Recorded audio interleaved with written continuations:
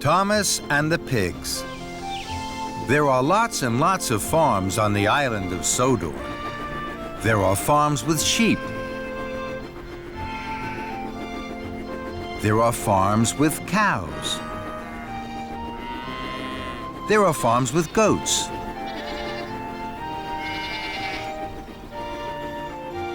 Thomas likes visiting all the farms.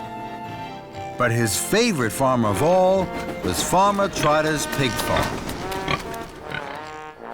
Thomas liked their curly tails and the funny noises they made. Thomas liked to visit Farmer Trotter's pig farm as often as he could. One day, Thomas was watching the pigs roll in the mud.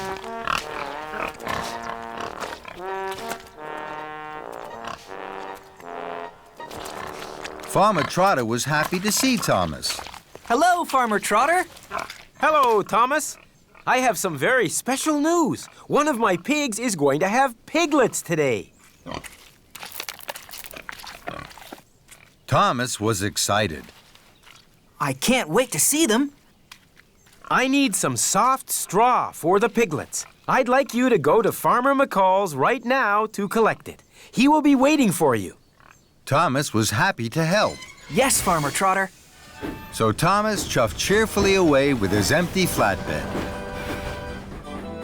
On his way to Farmer McCall's, Thomas thought about the pigs. I'm sure the piglets will like the soft straw. I wonder if there's anything else they like. Thomas puffed up to the dairy. He saw Percy.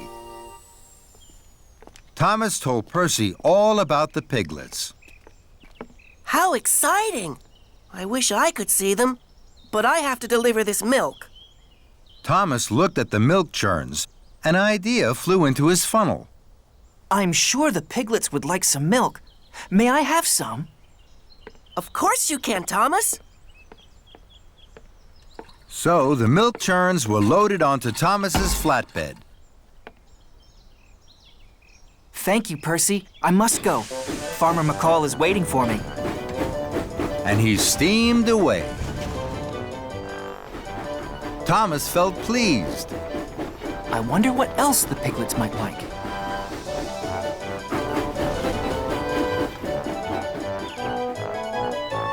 Then Thomas saw James. James was at an orchard. The trees were full of juicy red apples. Hello, James. Hello, Thomas. Thomas told James all about the piglets. The piglets will soon be born. I must collect some soft straw for them. I wish I could see the piglets, but I have to deliver these boxes of apples to the village. Thomas looked at the juicy red apples. I'm sure the piglets would like some juicy red apples. May I have some? Of course you can. So Thomas's flatbed was loaded with lots and lots of juicy red apples. Thank you, James. I must go. Farmer McCall is waiting for me. Thomas chuffed quickly away.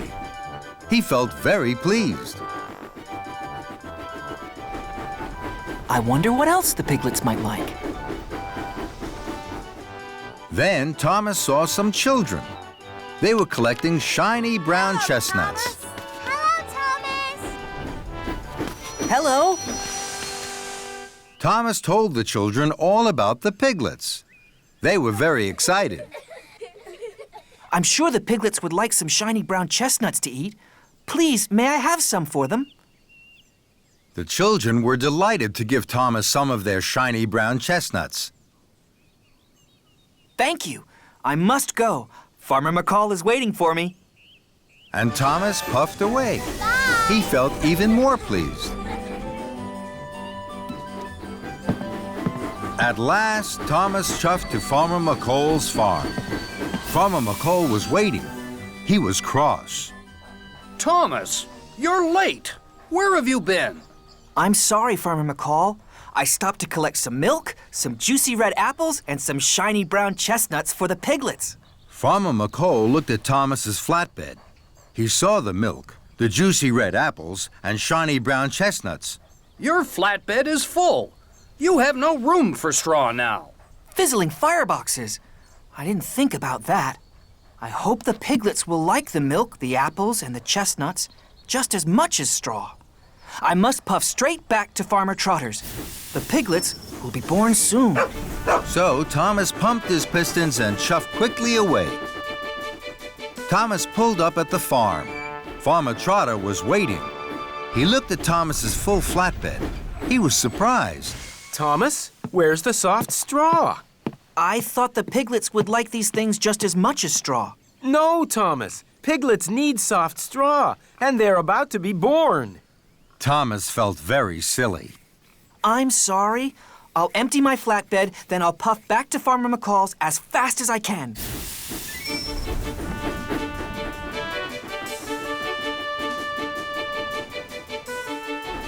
I must get the straw. There can be no delay. The piglets will need it by the end of the day.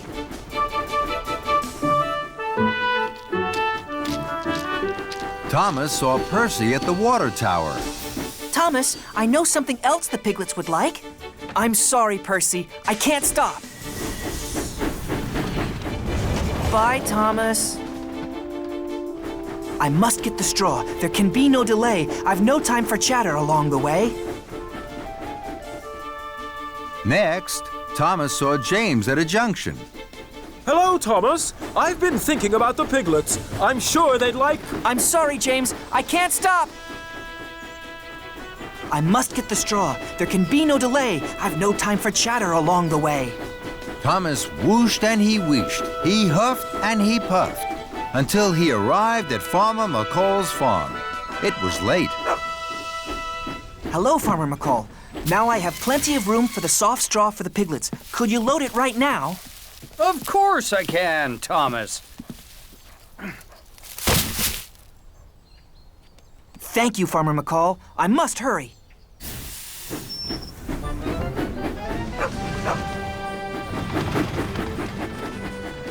Thomas's pistons pumped and his axles ached.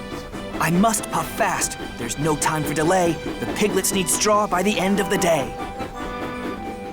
At last, Thomas arrived at Farmer Trotter's pig farm. It was now nearly nighttime. Thomas saw that the pigs had gone. Cinders and ashes. I'm too late.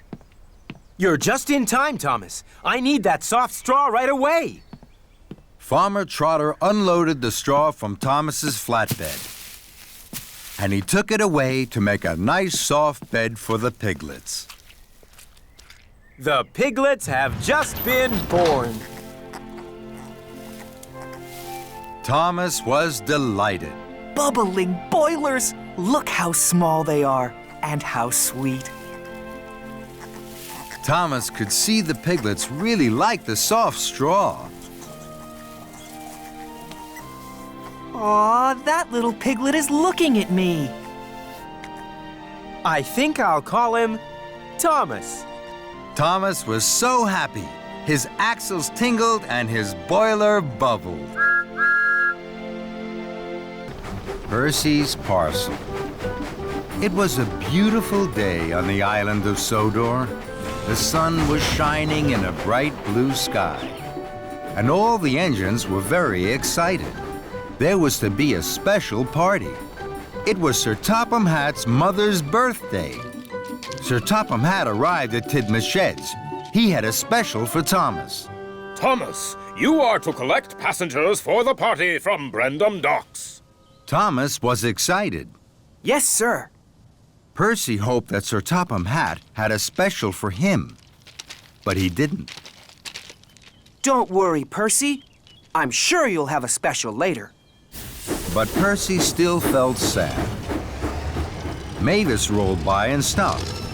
She could see Percy was unhappy. What's wrong, Percy?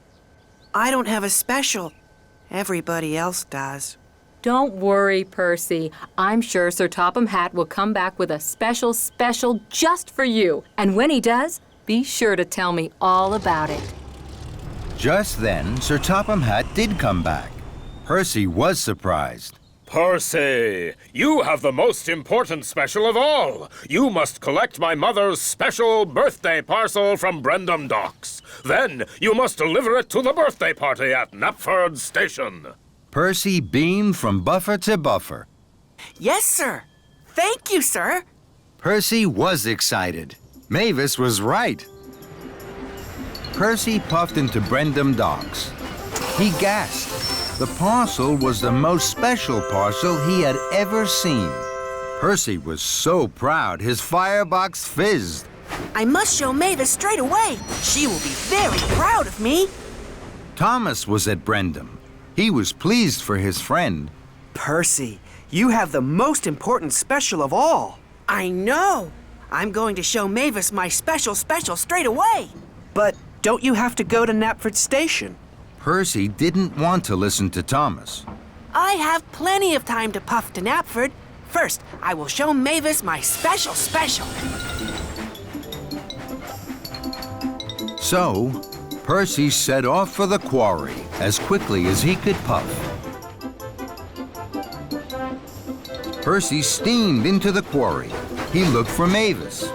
Mavis was busy. Rocky was loading heavy crates onto freight cars, and Mavis was shunting them. It was hard work. Hello, Mavis. Hello, Percy. Look at my special. I'm sorry, Percy. I can't stop now. I'm too busy. Don't worry, Mavis. I'll wait. Look out, Percy! But it was too late. Oh, no! Rocky dropped his heavy load of slate. Everyone was lost in a thick black cloud of slate dust. At last, the dust cleared. Mavis, Rocky, and Percy were covered in thick gray dust, and so was Percy's special. Percy was upset. Bubbling boilers. Look at the birthday parcel. What am I going to do? Percy thought as hard as he could. At last, an idea flew into his funnel. I'll go to the washdown. My special will be cleaned there as good as new. Percy, shouldn't you go straight to the party at Knapford? Percy didn't want to listen to Rocky. I'll go to Knapford Station as soon as I've shown Mavis my special. I still have plenty of time. So, Percy steamed quickly away. Percy huffed and puffed to the washdown. James was already there having a polish. My, Percy, whatever happened to you? Percy felt very silly. I'd like a very good wash, please. The workmen got straight to work. Water and soapy bubbles sprayed everywhere. Soon, Percy was gleaming green again. But his special looked terrible. Bubbling boilers. The birthday parcel is wetter than wet. What am I going to do? Percy thought as quickly as he could.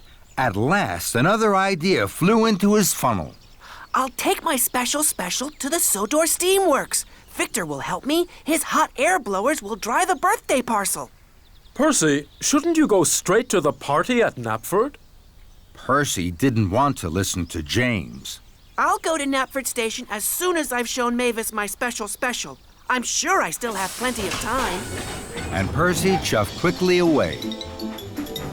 Percy raced like the wind to the steamworks. Percy looked for Victor at the steamworks. He couldn't find him anywhere. But he did find a workman. I'd like to be dried as quickly as you can, please. The workman was happy to help.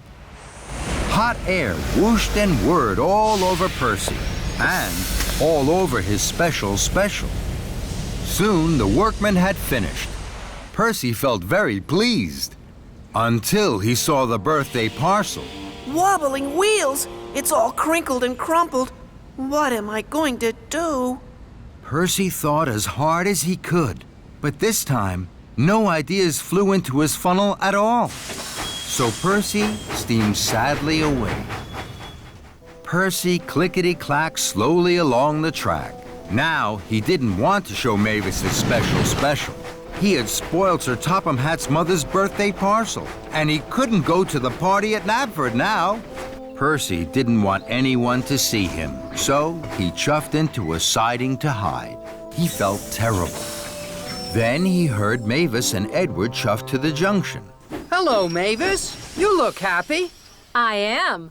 I've just picked up these brand new crates. Suddenly, Percy stopped feeling sad, and he started to listen very carefully.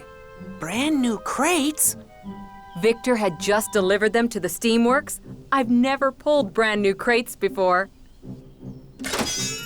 Goodbye, Edward. A brand new crate is just what I need. Percy pumped his pistons and puffed away to the steamworks. Hello, Victor. Hello, my friend. How can I help you? I've just seen Mavis with brand new crates. May I have one, please? Well, what for? To put my birthday parcel in. Well, of course you can, Percy. That made Percy very happy. Thank you, Victor. Soon, a new bright red crate was sitting on Percy's flatbed. This will be the grandest parcel Sir Topham Hatt's mother has ever been given. I must hurry now. Everyone will be waiting. Thank you, Victor. And Percy puffed proudly out of the steamworks. Sir Topham Hatt and his mother were waiting at Knapford Station. Sir Topham Hatt was cross.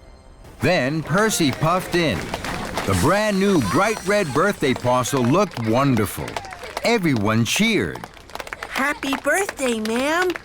Here's your very special birthday present.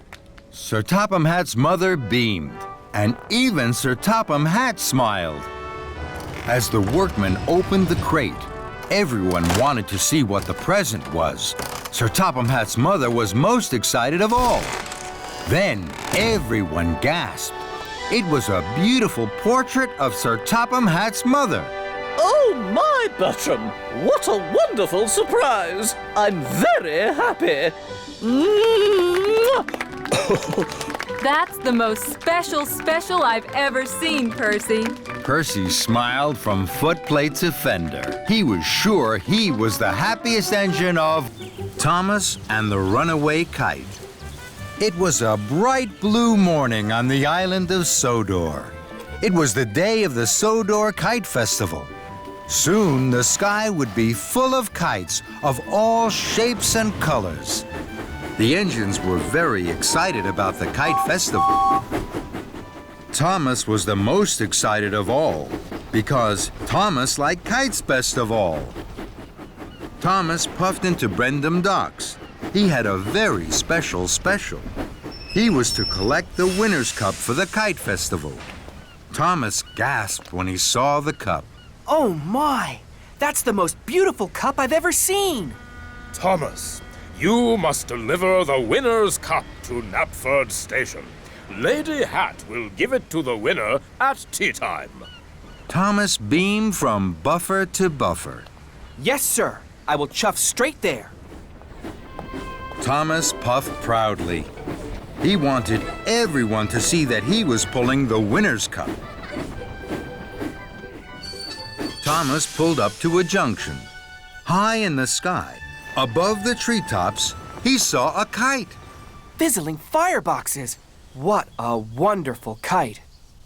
I hope I will see it again. Thomas huffed and chuffed to the top of Gordon's Hill. Then he gasped. There's that wonderful kite again. The kite belonged to Sir Topham Hatt's grandchildren. They wanted to win the cup at the Kite Festival. Charlie puffed up. Look at that kite swoop through the air! Look, there's Thomas! Suddenly, a gust of wind pulled at the kite. The kite flew up, and away. Sir Topham Hatt's grandchildren watched. They were very sad. Thomas wanted to help them. Don't be sad. I'll chase after your kite and bring it back to you. This made the children very happy. I'm the fastest engine on Sodor. I can catch up with your kite. I'll help you, Thomas. No, thank you, Charlie. I'm much faster than you. I can chase this kite all by myself. So, Thomas didn't go straight to Knapford with the winner's cup. He chuffed off, chasing Sir Topham Hatt's grandchildren's runaway kite. The wind blew the kite far down the tracks. Thomas whooshed and wheeshed. His boiler bubbled. His coal crackled. I must keep up with the runaway kite. I'll puff and I'll huff with all of my might. I'm the fastest engine on Sodor. Then the wind blew the kite out of sight. Where has the kite gone? Hello, Thomas. You're huffing hard. Hello, Edward. I'm chasing Sir Topham Hatt's grandchildren's kite. How exciting. Can I help? No, thank you, Edward. I'm the fastest engine on Sodor. I can chase their kite all by myself. At last, Thomas caught up with the kite. He was excited.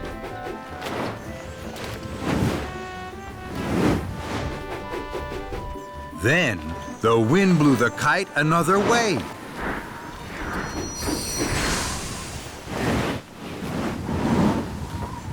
Cinders and ashes, come back, Mr. Kite, please.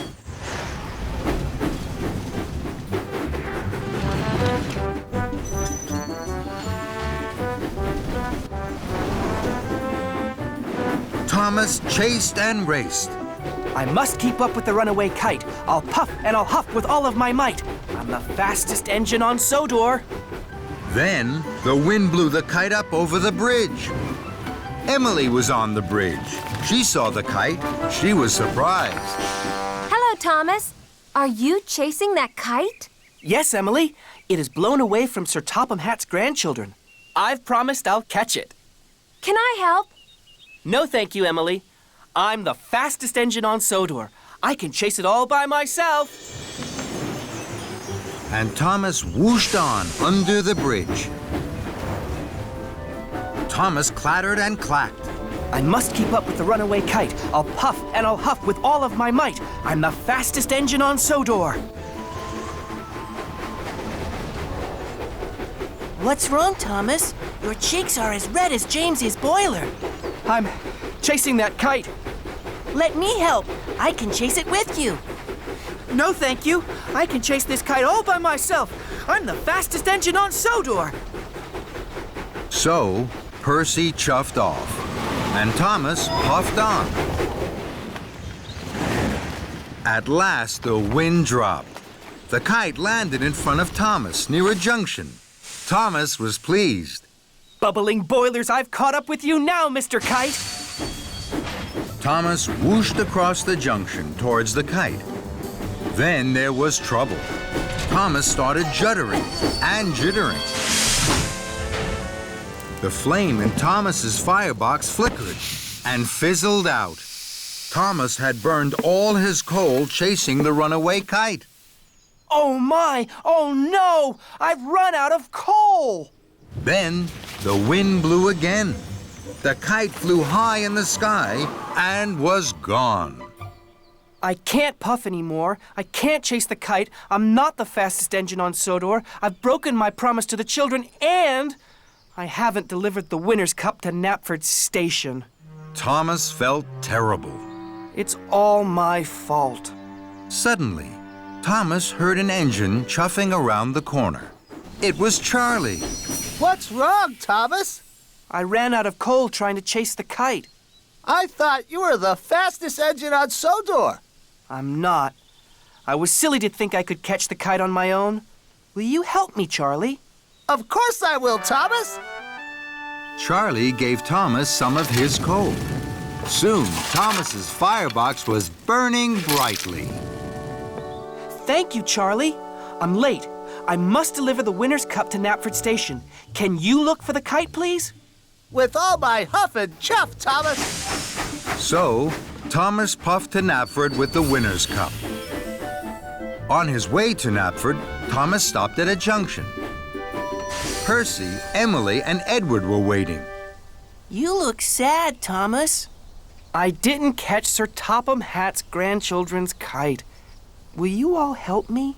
Of course we will, Thomas. Right away. With no delay. Thomas's friends were happy to help him. and Thomas was happy to be helped. Thomas arrived at Knapford Station with the winner's cup. Sir Topham Hatt's grandchildren raced over. Hi, Thomas. They hoped Thomas had found their kite.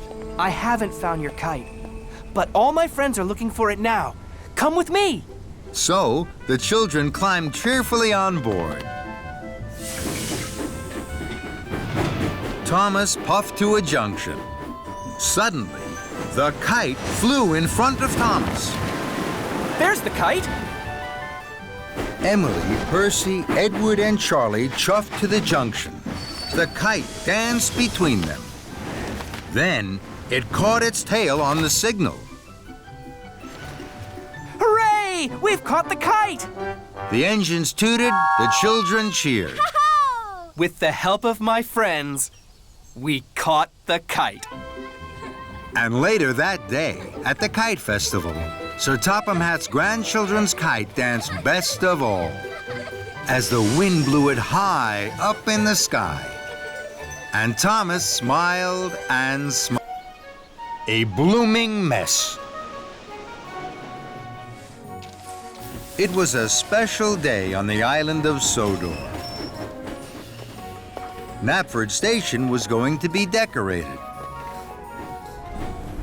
All the engines were very busy and very excited. Sir Topham Hatt was at Tidmouth Sheds. Knapford Station is being decorated. There are lots of jobs to do. Thomas, you must go to the quarry and collect slate for the new roof. Yes, sir. Emily, you must go to Maithwaite Station and collect the flowers for the new window boxes.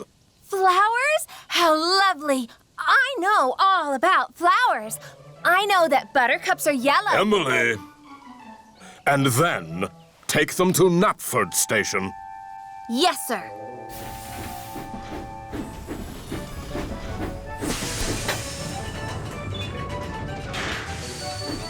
Emily huffed happily to Maithwaite Station. She passed Toby. Toby was delivering wood for Knapford's new floors. Hello, Toby. Hello, Emily.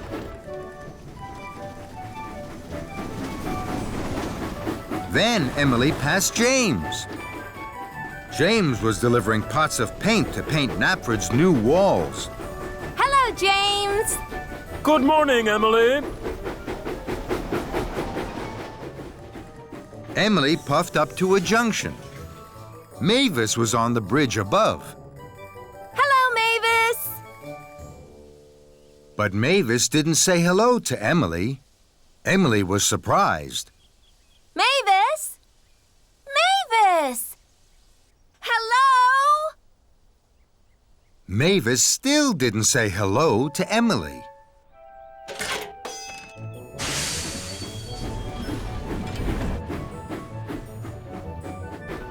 Emily wondered what was wrong with Mavis. I know what's wrong. Mavis must be feeling sad today. At Maithwaite Station, Emily buffered up to the flatbed of flowers. There are a lot of different flowers here, Emily. Emily knew the names of all the flowers, but she didn't say a word. She was thinking about Mavis. She wanted to make Mavis happy. Then, an idea flew into her funnel. I'm sure flowers would make Mavis happy. I have lots of them. I can leave some of them at the quarry for Mavis. So, Emily didn't puff straight to Knapford Station with the flowers. She took the track to the quarry instead. Emily huffed happily into the quarry. She couldn't see Mavis anywhere. I know. I'll decorate the quarry with flowers. That will make Mavis very happy when she comes back. Emily looked for a place to put some flowers. This is the perfect place. Mavis will see the flowers here as soon as she arrives. Emily felt very pleased with herself. Now, I must find somewhere else to put some more flowers. Emily looked around. She didn't see Edward puff into the quarry behind her, but she did hear the loud crash. Fizzling fireboxes! What was that? Edward had crashed straight into the flatbed of flowers and rolled towards the hopper. Edward, look out! Those flowers are going to make Mavis happy. Pardon? Edward was confused. I'm sure flowers by the hopper would make Mavis happy. The hopper's so gray and dusty. Emily felt even more pleased with herself. Now, I must find somewhere else to put some more flowers. Emily looked around. She didn't see Thomas reverse towards the hopper behind her, but she did hear the loud crash. Bubbling boilers! What was that? Cinders and ashes! Bust my buffers! Watch out for the flowers! They're going to make Mavis happy! At that moment, Mavis pulled into the quarry. Whatever has happened? Emily looked at Mavis. Mavis wasn't happy. She was very upset. What has happened to my quarry? And what are those flowers doing here? Emily gasped. The flowers haven't made Mavis happy. The quarry is in a terrible mess, and it's all my fault. Emily chuffed up to Mavis. You didn't say hello today, so I thought you were sad. I brought the flowers because I wanted to make you happy. Mavis sighed. I wasn't sad. I didn't say hello because I was thinking about all the jobs I had to do today. Emily felt very silly. I wish I had asked if you were sad. Then I wouldn't have brought the flowers and the quarry wouldn't be in a terrible mess. Mavis looked at the mess. She looked very sad. Emily wanted to think of a way to make Mavis happy. And now she knew she had to ask. Mavis, what would make you happy?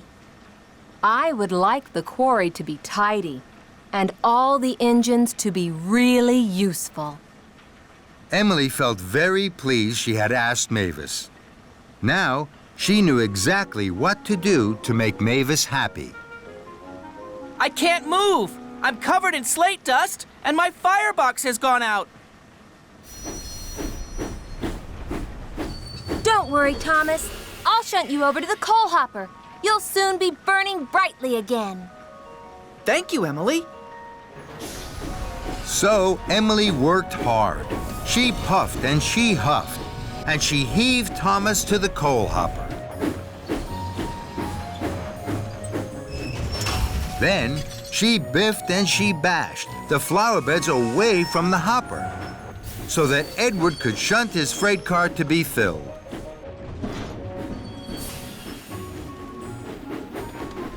Now, the quarry is tidy again, and all the engines are being really useful. Is there anything else that would make you happy? Yes. I want you to deliver the flowers to Knapford Station, where they should be. Right away, Mavis. At last, Emily arrived at Knapford Station. Here are the flowers for the new flower boxes. Thank you, Emily.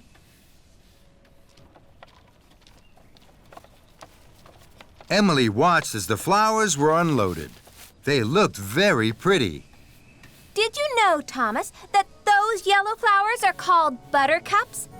And those red ones, Edward, are called roses. And those white ones are daisies. Mavis puffed up. She was smiling. My! You're smiling, Mavis. Are you happy? I am. Those flowers look wonderful. And that made Emily happy too. Playtime. All the engines on the island of Sodor are very happy. They are all pleased to work on Sir Topham Hatt's railway. There is always something new and exciting to look forward to. Like the day the famous singer Alicia Botti came to give a concert at the town hall. Thomas met Percy at the washdown. His boiler bubbled with pride. Hello, Percy. I have a very special. I must meet Alicia Botti at the docks. Then I have to take her straight to the town hall for a grand concert. That's exciting. I have news too. Someone else is arriving at the docks. Thomas was puzzled. Charlie, the new engine. Thomas hadn't heard about Charlie. What's so special about Charlie? He's the favorite engine of the mainland controller. Everyone says he is the most fun engine ever. Even more fun than you, Thomas. Percy chuffed cheerfully away. Bumpers and buffers. I don't think any engine is more fun than me. And Thomas puffed off to the docks, his wheels whirring with worry. Thomas collected Alicia Botti at the docks. Miss Botti looked very grand. I'm pleased to be traveling with you, Thomas. Thomas's pistons popped with pride. Then he saw Charlie. Charlie's smaller than me, and he certainly doesn't look more fun than me. Hello, are you Thomas? Yes, I am. I'm Charlie. I've heard a lot about you. You have? The engines on the mainland say you're even more fun than me. Thomas was surprised. Then Sir Topham Hatt arrived. Thomas, Charlie has a busy first day. Edward has broken down.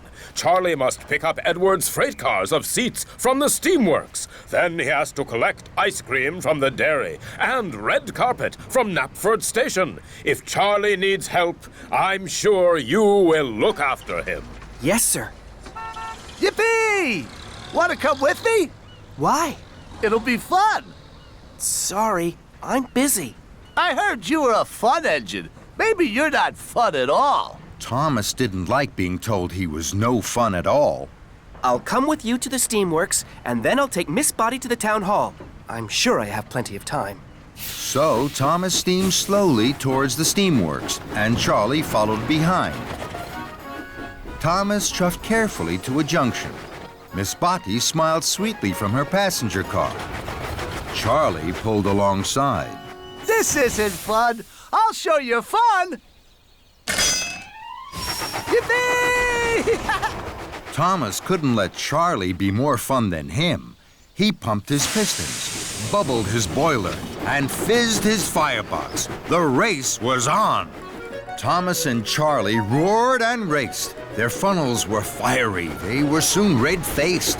Alicia Botti could not believe her eyes. My goodness me, this is a surprise. I thought Thomas was steady and slow. What thrills and what fun on the way to my show!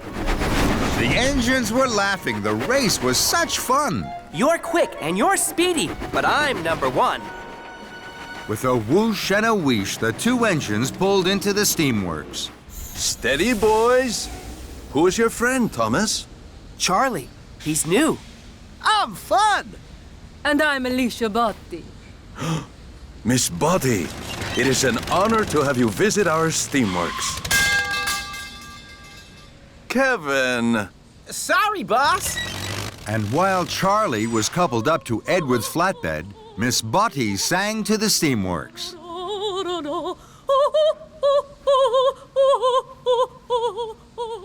Then it was time to go. You are fun, Thomas. Let's go to the dairy. Thomas knew he should take Miss Botti straight to the town hall, but he didn't want Charlie to think he wasn't fun. I'm sure I still have time to get Miss Botti to the town hall. So Thomas and Charlie left for the dairy. Soon, the two engines came to a junction. Let's puff down there. We can't. That's a bumpy track. But it'll be fun. Thomas wanted to be fun, so he followed Charlie down the bumpy track. Thomas and Charlie bounced and bumped. Alicia Botti juddered and jumped. And the couplings jiggered and jiggled, looser and looser. At last, Thomas and Charlie pulled up to the dairy. That was fun!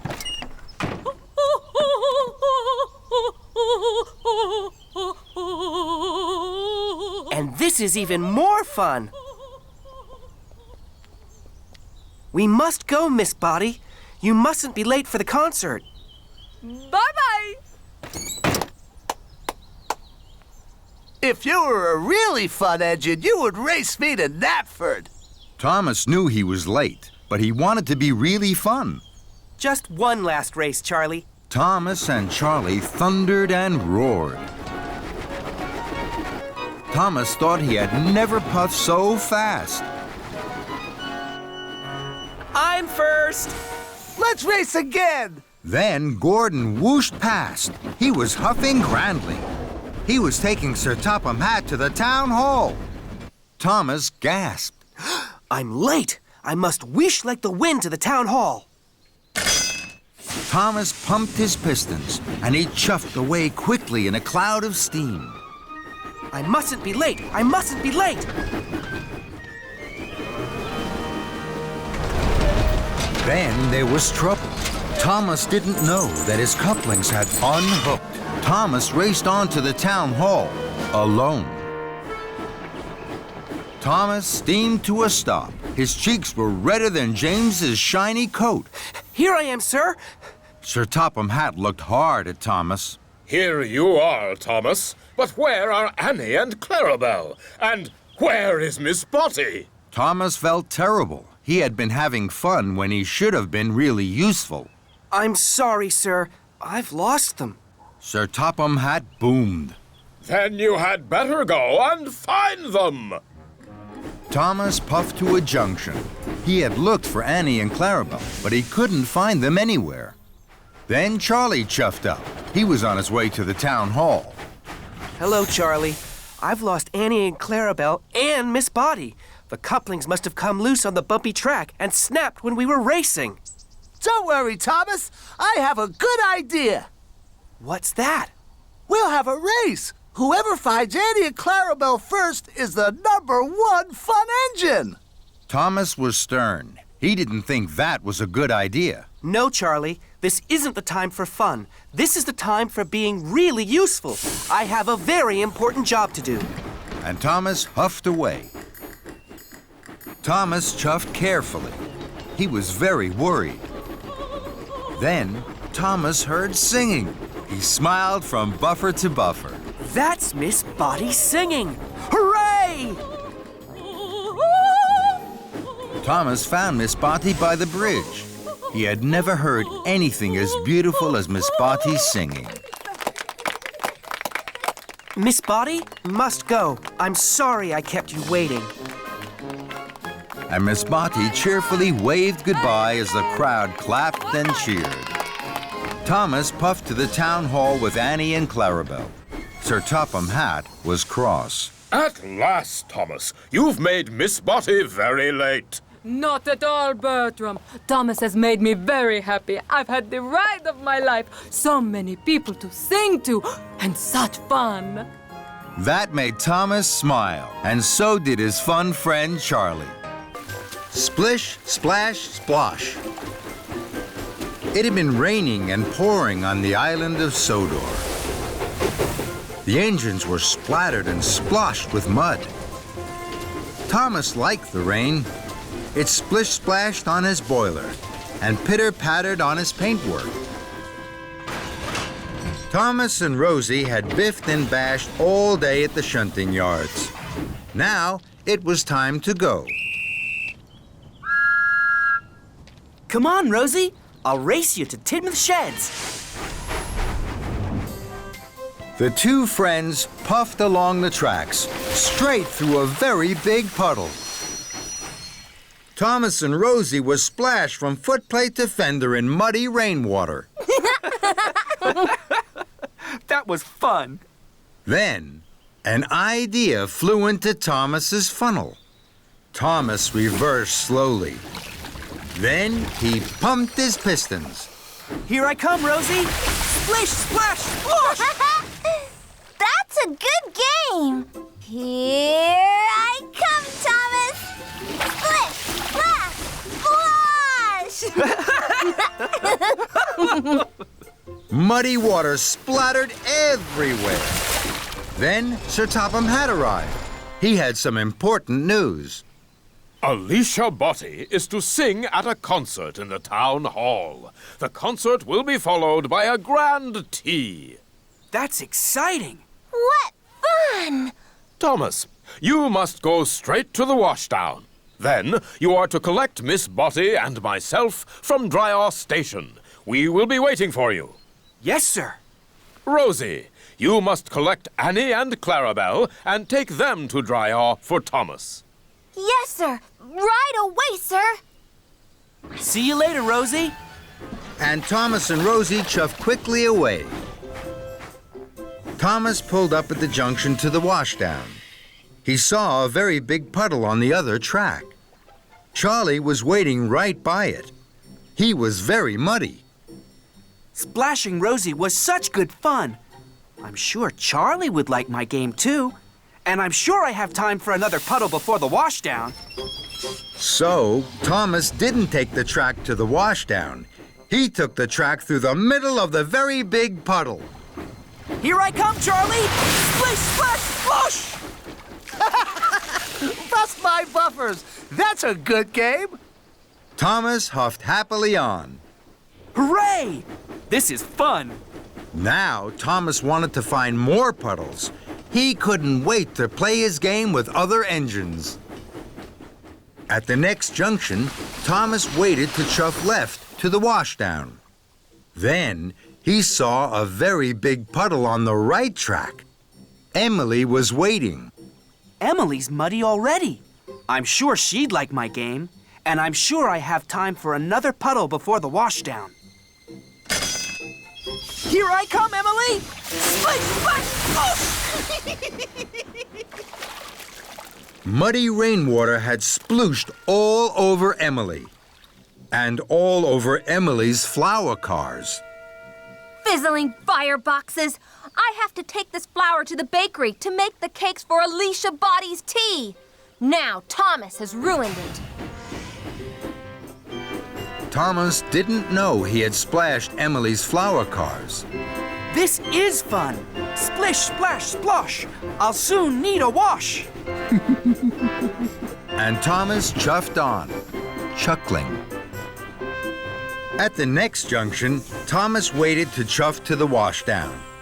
Then he saw a very big puddle right beside James. James is muddy already. I'm sure he'd like my game, and I'm sure I have time for just one more puddle before the washdown. Here I come, James! Splish, splash, splosh! And Thomas steamed away laughing. Muddy rainwater had splooshed all over James and all over the ripe strawberries on his flatbed. Blistering boilers! These strawberries were for Alicia Botti's cakes. Now they're ruined. Thomas didn't know he had splashed James's strawberries. This is fun! Splish, splash, splosh! I'll soon need a wash! And Thomas puffed on happily. Thomas chuffed up to the next junction. Now it was getting late. I know there'll be a very big puddle along the track by the river. I'm sure I have time for one last puddle before the washdown. So Thomas took the left track that went along the river. Ahead of him was a very big puddle. My! This is the biggest puddle ever! Here I come! Splish, splash, splosh! Then there was trouble. Muddy water flew high into the air and splooshed down all over Alicia Botti and Sir Topham Hatt. Thomas! Thomas screeched to a stop and reversed slowly. He saw that he had splish, splash, sploshed Alicia Botti and Sir Topham Hatt. Cinders and ashes! Look what you've done to Miss Botti. She's soaked. Also, Thomas, I hear from the dairy manager that you ruined the flour and strawberries for Miss Botti's grand tea. This is a disaster. Thomas felt terrible. He tried to puff forward, but he couldn't. Oh, no. The big puddle had put out his firebox. This game isn't fun anymore. It's all gone wrong. Then, Thomas heard Rosie's whistle. Rosie, please help me. I've Splish, Splash, Sploshed into trouble. Oh, dear, Thomas. Of course I will. Don't worry.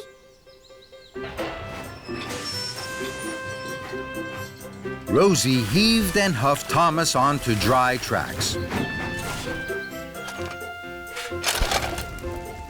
With my dry coal, Thomas, your boiler will soon be bubbling.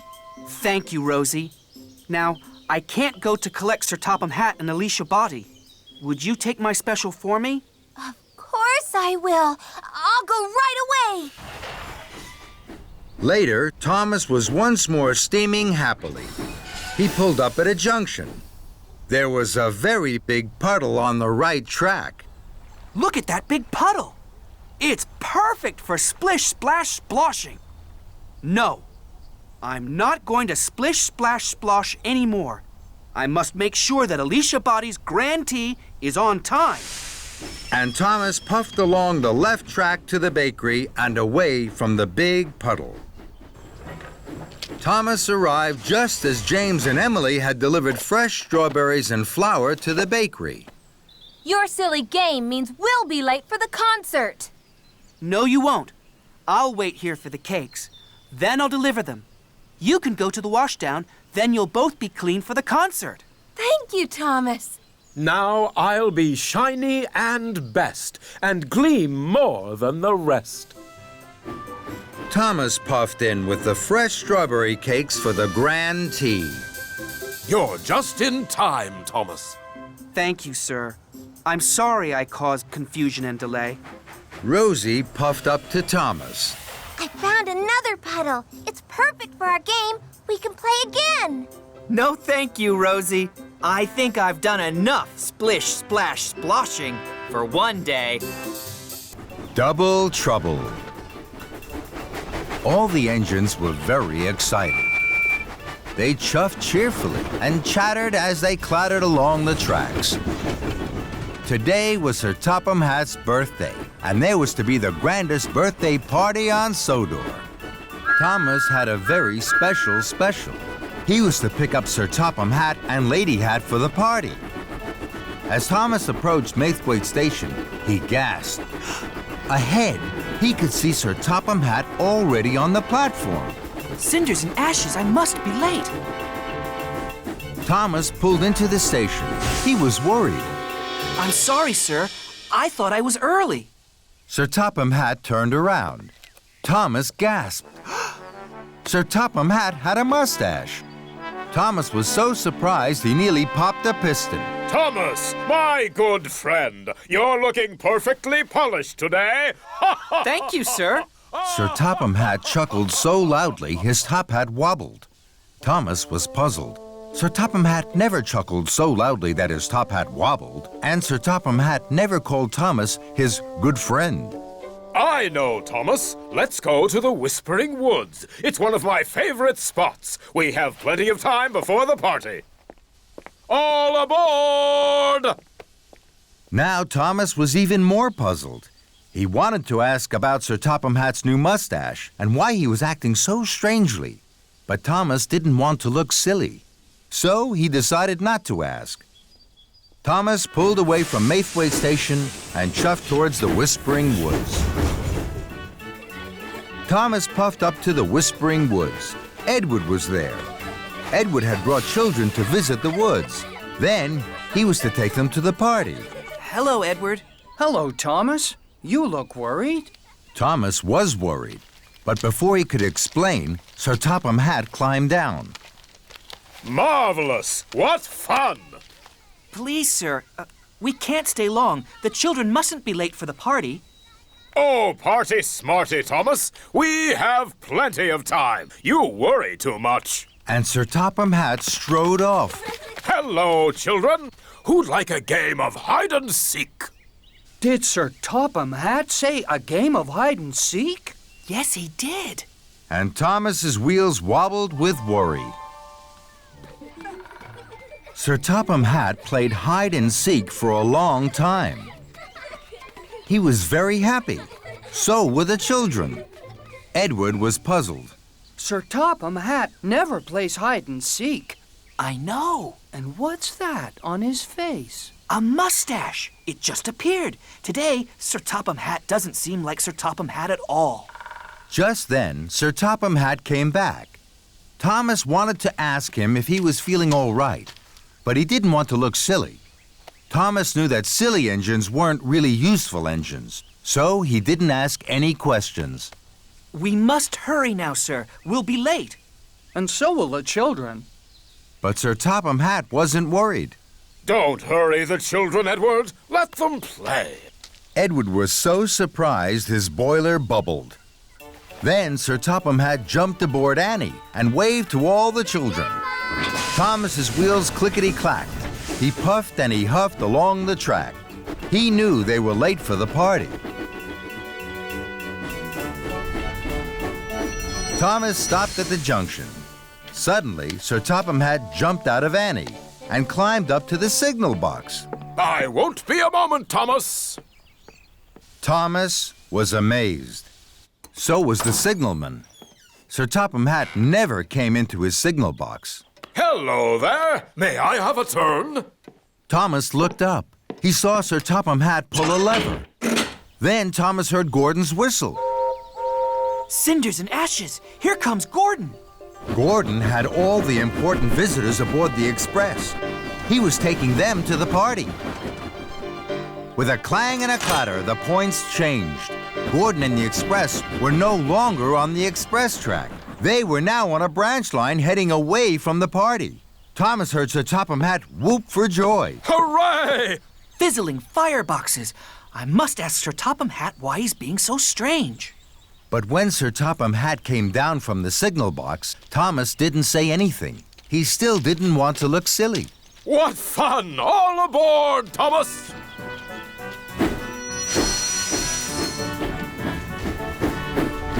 Thomas raced towards Maithwaite. Lady Hatt would be waiting. They were very late.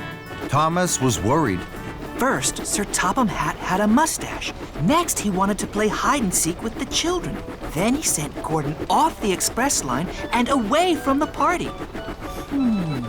Sir Topham Hatt is acting very strangely indeed. Thomas puffed into Maithwaite. The station master was cross. Thomas, you're late. Sir Topham and Lady Hatt had to go to the party and Bertie the bus. But Bertie hasn't arrived at the party. Neither have the children or the very important visitors. Thomas was puzzled. If Sir Topham Hatt is on Bertie, then who's on board Annie? Just then, Thomas's passengers stepped down. Thomas knew he had to ask a question he hadn't asked before, even if he looked silly. Excuse me, Sir Topham. You don't quite seem yourself today. Is everything all right?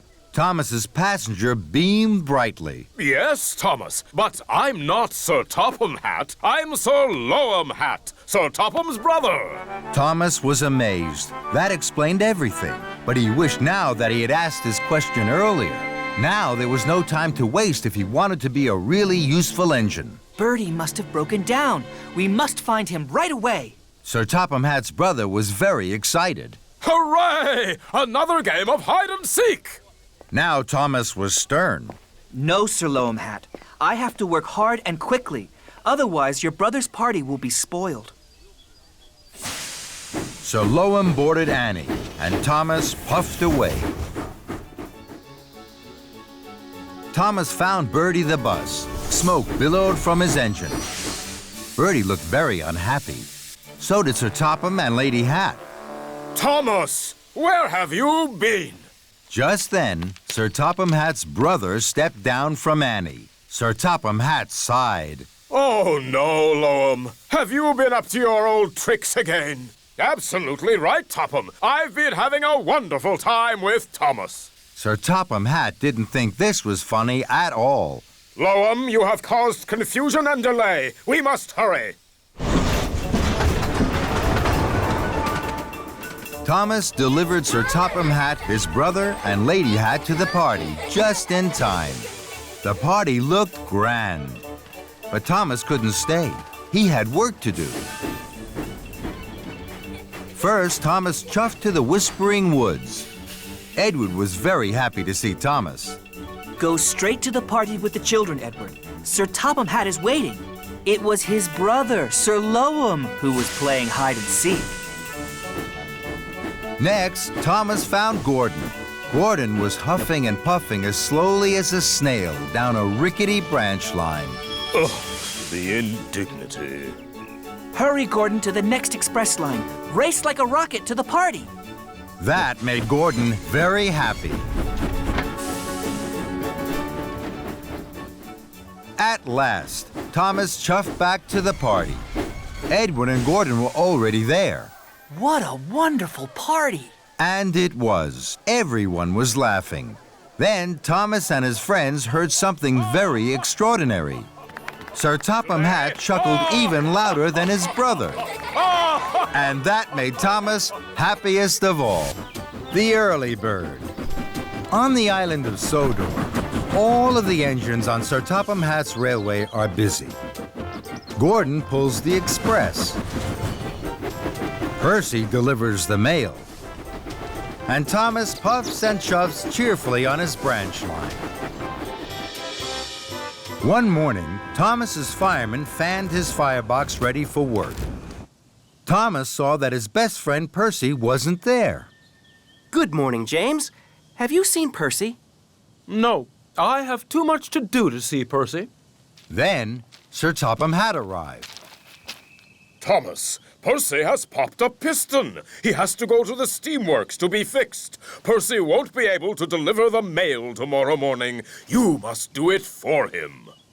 Thomas was excited. He had never delivered the mail before. He tooted his whistle loudly. Yes, sir. I've always wanted to deliver the mail. Make sure you do a good job, Thomas. Of course I will, sir. Don't worry, sir. Then Thomas puffed proudly away to his branch line. Thomas stopped at a crossing. Gordon was there.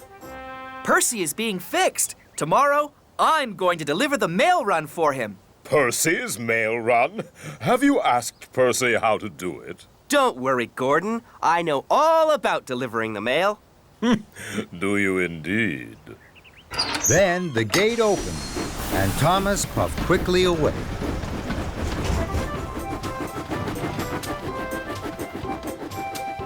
Thomas worked hard all day.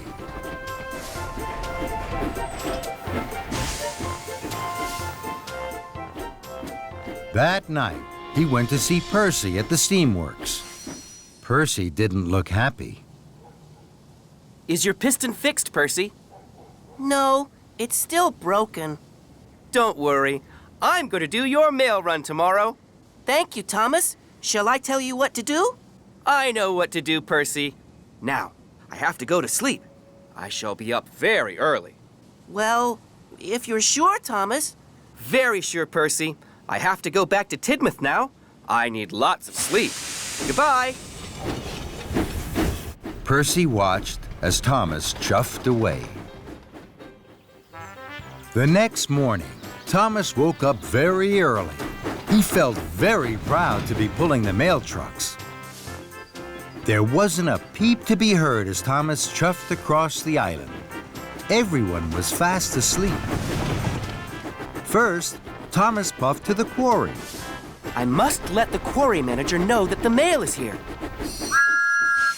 Thomas was excited. He blew his whistle very loudly.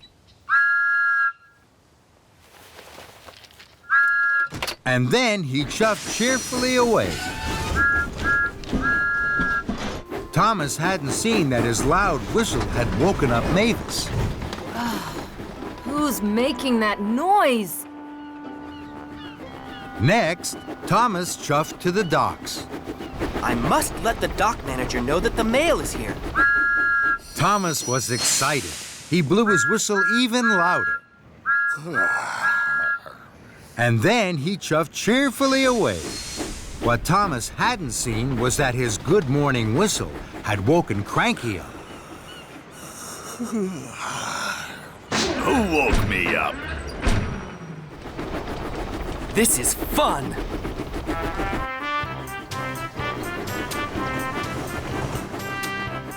Lastly, Thomas steamed into the steamworks. I must let the Steamworks manager know that the mail is here. Thomas was so excited, he blew his whistle louder than ever. Oh. And then he huffed happily away. What Thomas hadn't seen was that he had woken Victor and Kevin up. Oh, what's that noise, boss? Who knows, Kevin? Who knows? Some early bird.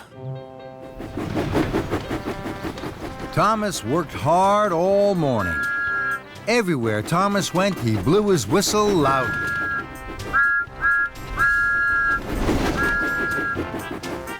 Delivering the mail is fun!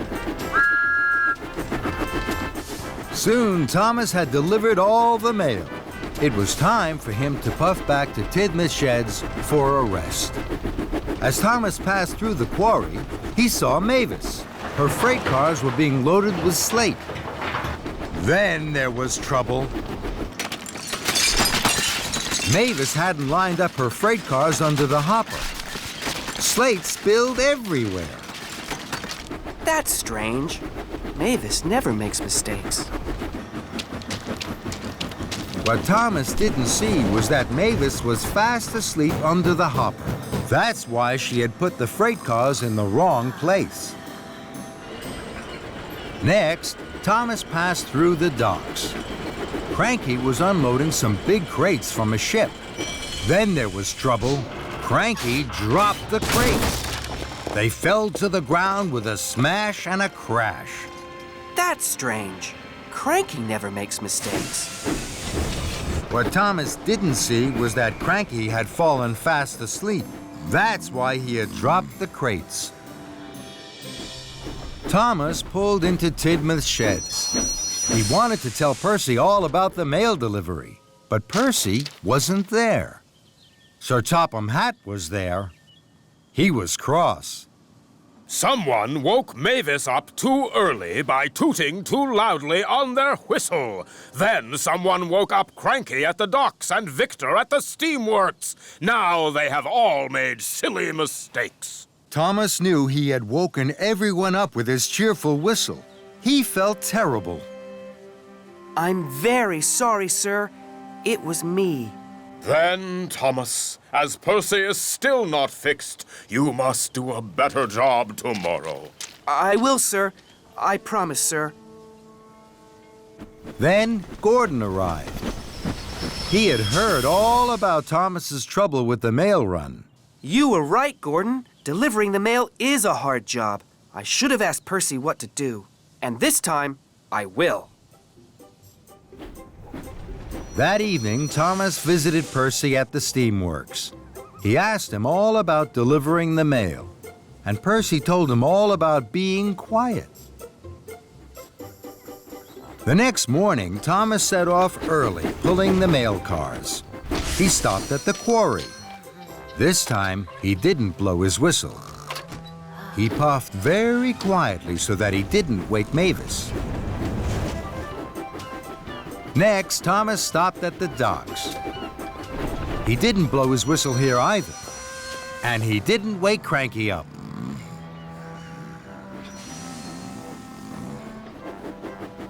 Lastly, Thomas puffed into the steamworks. He dropped off the mail, and he didn't blow his whistle once. Victor stayed fast asleep.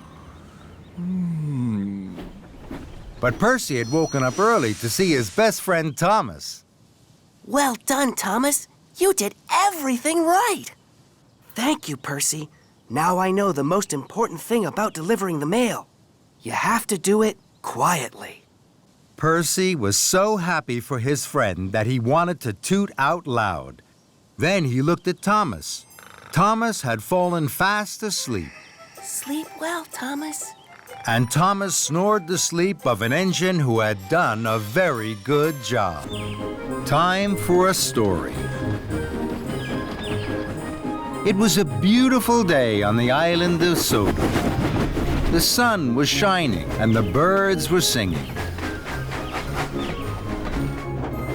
Thomas had worked hard all morning.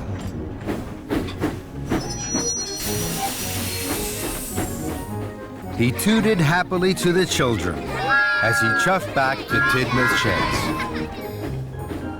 Sir Topham Hatt was waiting. He had an important special.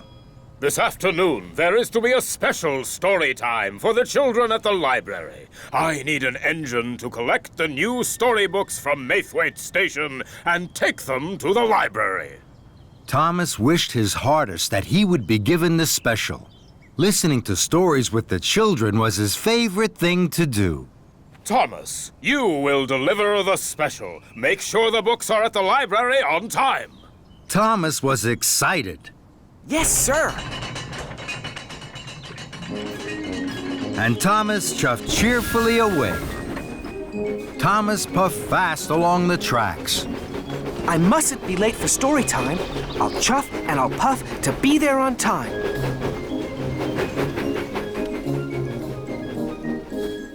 Thomas steamed into Maithwaite Station. Hello, Thomas. I'm here to collect the new storybooks. We'll have your freight cars ready in 2 toots of a whistle, Thomas. Thomas saw the storybooks piled high in the 2 freight cars. There were red books, green books, and blue books. There were big books, small books, square books, and even round books. They look wonderful. Soon, Thomas was coupled up to the freight cars. I must hurry. I have to deliver the storybooks to the library on time. Thomas was very excited. He pumped his pistons and puffed quickly out of the station. Thomas didn't wait for the books to be covered. Thomas steamed quickly along the track. I mustn't be late for story time. I'll chuff and I'll puff to be there on time.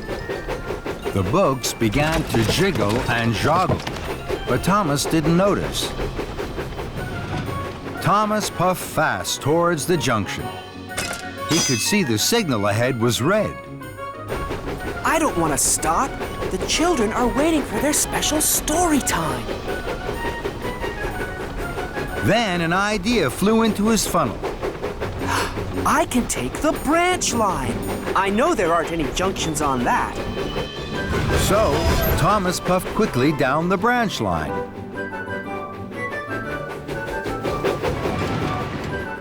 Thomas felt very pleased. He chuffed faster and faster, and the books jiggled and joggled more and more. But Thomas didn't notice. I mustn't be late for story time. I'll chuff and I'll puff to be there on time. Thomas raced round a bend. Ahead, there was a sign for works on the track. Oh, bother!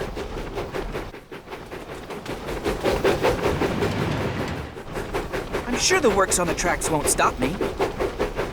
So, Thomas puffed faster and faster. Then there was trouble. Workers were mending the broken track.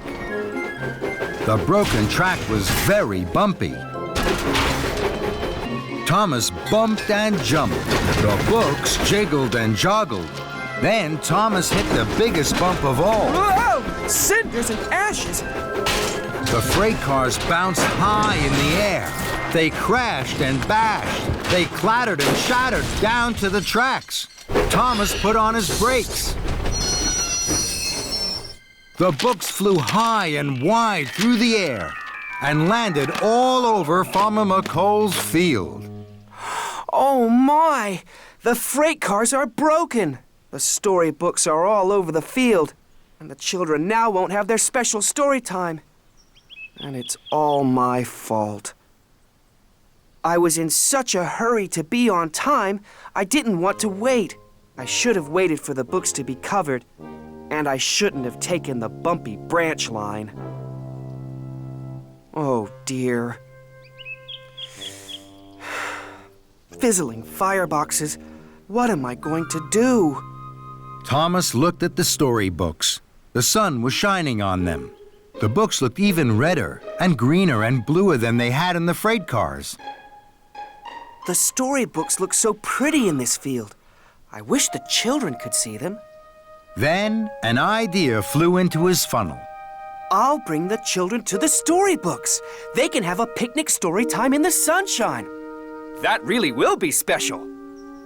So, Thomas puffed off to collect the children. First, I must collect Annie and Clarabelle. Victor and Kevin were busy at work as Thomas chuffed into the Sodor Steamworks. Hello, Victor. I'm here to collect Annie and Clarabelle. I'm going to take the children to a special picnic story time in the sunshine. That's a wonderful idea, my friend. The children will like that. They always have their best time with you, Thomas. Thomas was pleased Victor and Kevin liked his idea. Later, Thomas huffed happily out of the steamworks with Annie and Clarabelle. Thomas puffed proudly up to the library at the town hall. The children were waiting. They were very surprised to see Annie and Clarabelle instead of cars of storybooks. Today, I'm taking you to an extra special story time. It's a picnic story time in the sunshine. All aboard! The children had never had a picnic story time. They thought it was a wonderful idea. Thomas blew his whistle and chuffed cheerfully away. Thomas puffed towards the junction. This time, Thomas waited.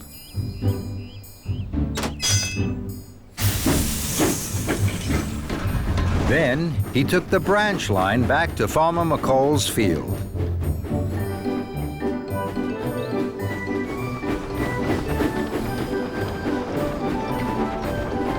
Thomas chuffed slowly and carefully up to Farmer McCall's field. Here we are, the Picnic Story Time Special. The children cheered. They could see all the different colored books in the field. They were very excited.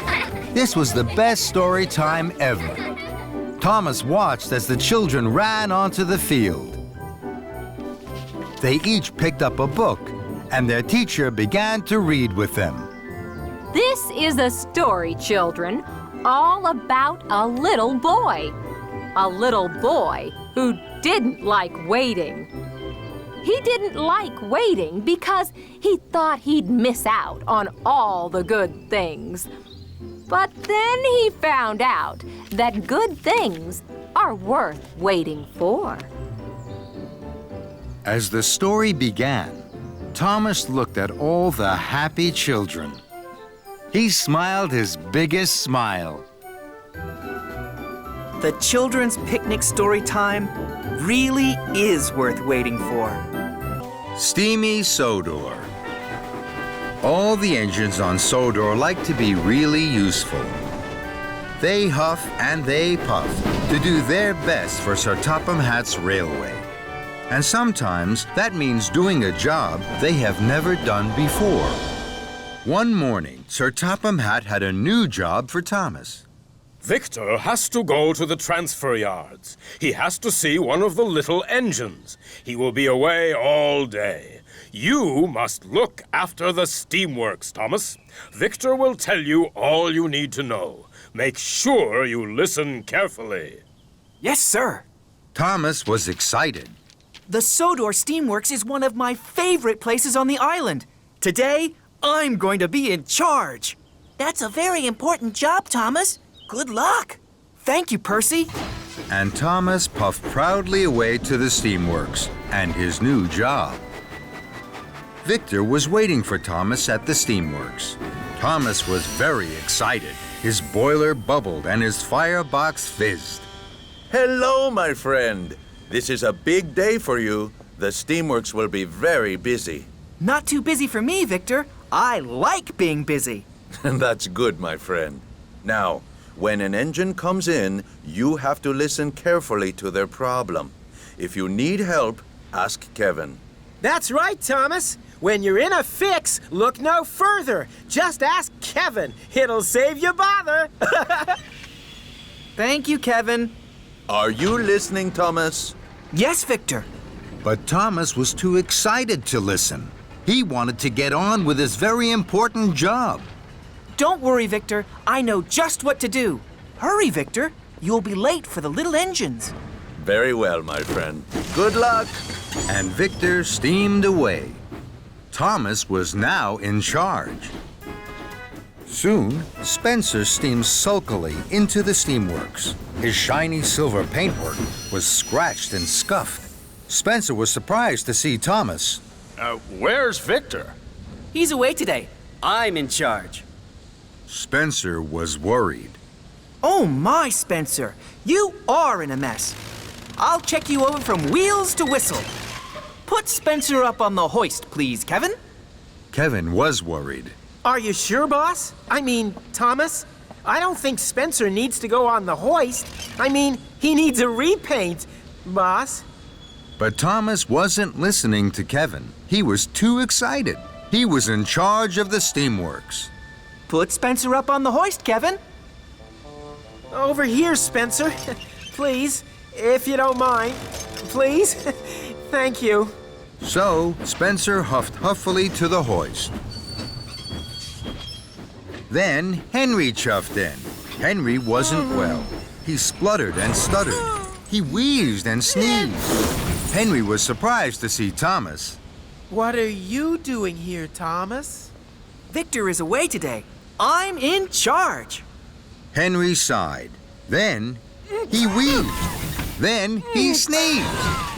Footplates and fenders. I know just what's wrong with you, Henry.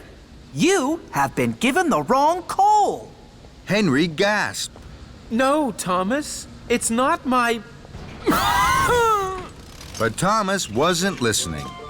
Don't worry, Henry. We'll have you puffing proudly in no time. Kevin, bring over some of Henry's special coal, please. But what about Spencer, boss? But Thomas wasn't listening. Quick as you can, Kevin. So Kevin trundled to the coal. Spencer sat sniffly by the hoist. Henry spluttered and stuttered. And Thomas felt pleased and proud. I like being in charge of the steamworks. Then James steamed snootily in. Straw and twigs blocked his funnel. Why are you here, Thomas? Victor is away today. I'm in charge. Bubbling boilers. You are in a mess. What happened to you? I can't puff properly. I know just what you need. Kevin! Yes, boss. I mean, Thomas. James needs a new funnel. No, I don't.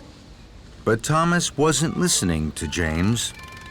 But what about Henry's coal and Spencer on the hoist? Thomas wasn't listening to Kevin.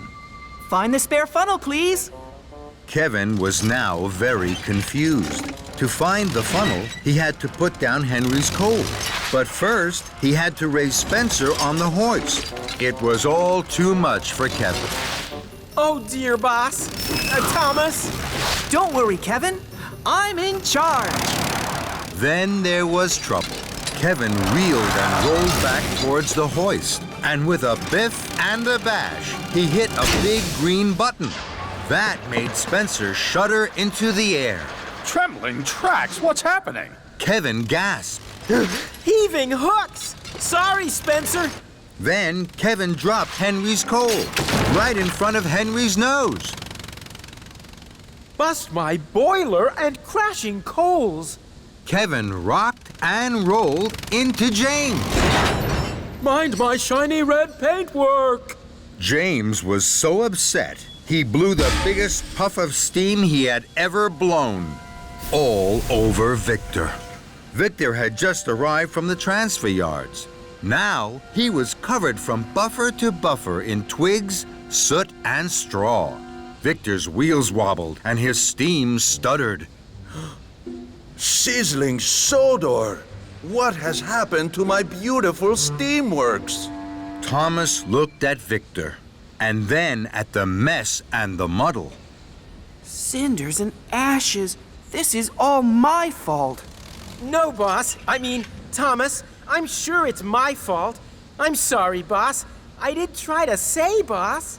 No, Kevin, it's not your fault. I didn't listen to Victor. I didn't listen to you, and I didn't listen to my friends. I was too excited and too silly. I think, my friend, you are right.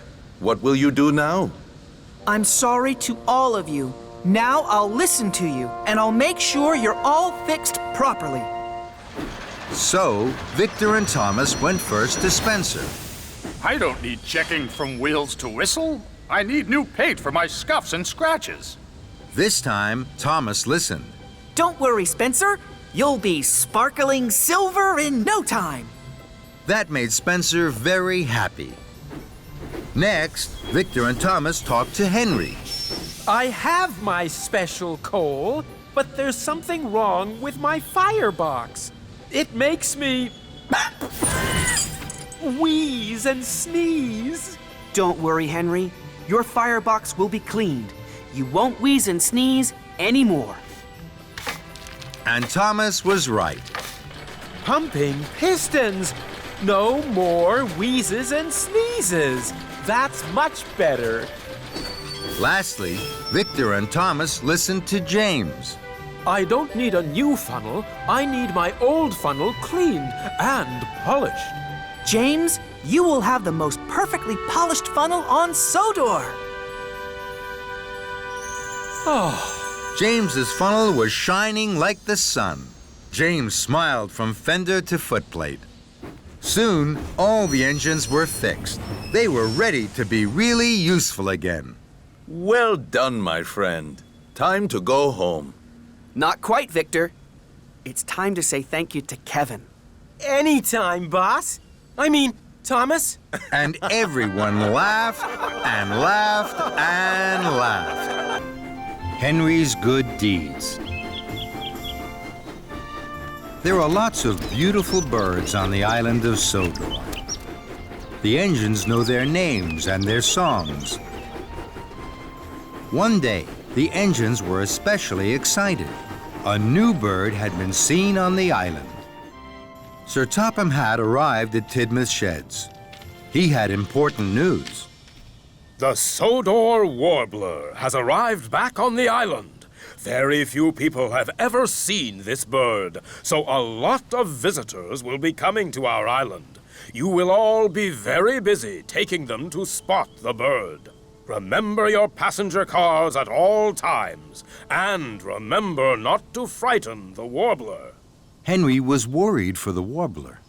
Do you think the Sodor Warbler will be scared of engines? No, Henry, not if you're really useful, and I need you to be really useful. Yes, sir. You must deliver a nesting pole to Bluff's Cove. Percy was puzzled. What's a nesting pole? It's a tall pole with a shelf on top. Birds build their nests on it. Percy liked this idea. Do you understand, Henry? Yes, sir. I will deliver the pole straight away. Good. We hope the Sodor Warbler will make its home here once more. That's a very exciting special, Henry. Henry was happy. He puffed away proudly. Later, Henry clickety-clacked along the track. Ahead, he could see Thomas with Annie and Clarabelle. Thomas had stopped. That's strange. Henry shoved slowly up to Thomas. Is anything wrong, Thomas? No, Henry. I'm letting Farmer McCall cross with his sheep. Henry could see the sheep tripping and tapping across the tracks. Thomas, you helped me. That's a good deed. Well done. You're welcome, Farmer McCall. Thomas chuffed away cheerfully. Henry puffed and puzzled. I would like to help someone. They will call it a good deed, and they will say, "Well done, Henry." This made Henry feel very happy. I'm sure I can deliver the nesting pole and do good deeds. So Henry huffed happily on. Soon, Henry saw Farmer Trotter's pink pigs. They were snuffling and sniffing sadly at the side of the track. Those pigs don't look very happy. Then, Henry saw that the pigs were looking at the muddy field on the other side of the tracks. I know what's wrong. Those pigs want to roll in the muddy field. If I stop here, those pigs can cross safely. They won't be scared anymore. So, Henry stopped, and the pigs tripped and trotted across the tracks. Soon, the pigs weren't pink anymore. They were brown, muddy, and very happy. Farmer Trotter wasn't happy at all. I wanted pink pigs to take to the county fair.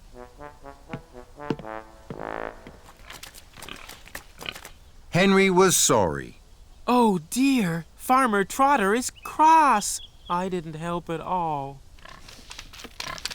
Suddenly, an idea flew into Henry's funnel. I'll reverse back down the track. Then the pigs will have more room to cross. Henry pumped his pistons. His wheels whirred. He puffed steam and he chuffed backwards. This should help, Farmer Trotter. But it didn't help. The pigs were scared by Henry's steam and the whir of his wheels. They scattered and clattered into the apple crates. The apples rolled everywhere. This made the pigs very happy. They munched and scrunched the rosy red apples. But now they wouldn't move from the tracks. That made Farmer Trotter even more cross.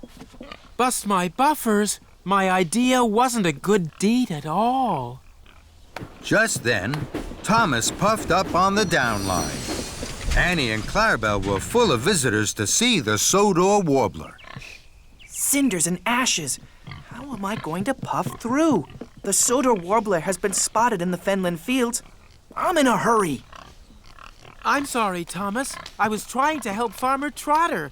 I'm sure I can help you. I'll take your visitors to the Fenland fields. We'll be there in good time. Thomas thought this was a good idea. Thank you, Henry. The visitors were surprised. They stepped and scurried through the pigs to Henry's passenger car. Henry felt pleased. I'm sure this is a good deed, and I'm sure I still have time to deliver the nesting pole. Henry puffed and huffed his hardest all the way to the Fenland fields. Here we are. Watch out for the warbler. The visitors were very excited. They opened the carriage doors carefully. They didn't want to scare the Sodor warbler away. Henry felt very happy. At last, I've been helpful. I've done a good deed. Henry tooted a loud goodbye. Then there was trouble. A colorful bird flapped and flew from a tree high into the sky and away. It was the Sodor warbler. The visitors moaned and groaned. Fizzling fireboxes. The bird was scared of my loud whistle. Henry steamed sadly away. I wanted to help the pigs. I wanted to help Farmer Trotter. I wanted to help the visitors. But I haven't helped anybody. I've done no good deeds. And I haven't delivered the nesting pole. Henry felt terrible. Henry huffed towards Bluff's Cove. He had to deliver the nesting pole. I don't think anyone is ever going to say, "Well done, Henry," to me. Henry waited at a junction. His wheels wobbled with worry. Now I'm sure I'll be late with the nesting pole. Sir Topham Hatt will be cross with me. Oh dear, oh dear. Suddenly, a colorful bird flew from a tree. Henry was too sad to smile at the bird. The bird landed on Henry's buffer. At least I can give that bird a rest and a ride. So, Henry and the beautiful bird chuffed on towards Bluff's Cove. Henry puffed to the halt. A lot of visitors were waiting. They were hoping to see the Sodor warbler. I hope they'll be pleased that I have delivered the nesting pole. But the visitors weren't just pleased. They were amazed. They smiled and pointed and took out their cameras. Henry was surprised. Oh, The visitors seem very pleased to see me. I can't think why. After all, no one has said, "Well done, Henry." Well done, Henry. You have brought the Sodor Warbler to us. Hooray for Henry! Henry blinked and blushed. The bird I carried on my buffer was the Sodor Warbler. Then Thomas arrived with more visitors. Well done, Henry. Henry was so proud, his firebox fizzed and his boiler bubbled. And this time, I wasn't even trying to do a good deed. Soon the nesting pole was up. The Sodor Warbler looked snug and sleepy in its nest at the top. I think our friend likes its new home. Welcome home, Mr. Warbler. And well done, Henry.